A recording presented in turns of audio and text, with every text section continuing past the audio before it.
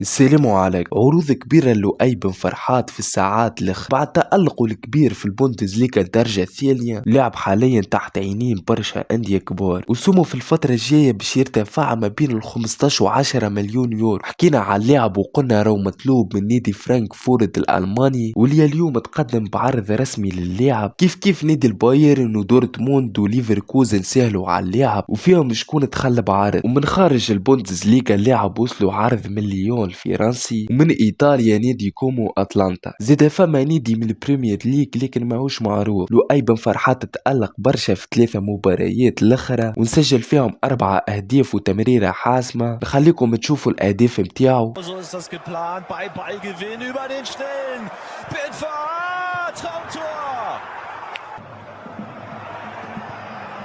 Aus der Drehung, so geht's natürlich auch. وهكا نكون وصلنا لاخر المقطع. ما تنسيوش اللايك والابونيه، وهذوما فيديوهات نجموا تعملوا طلع عليهم. ويلا السلام.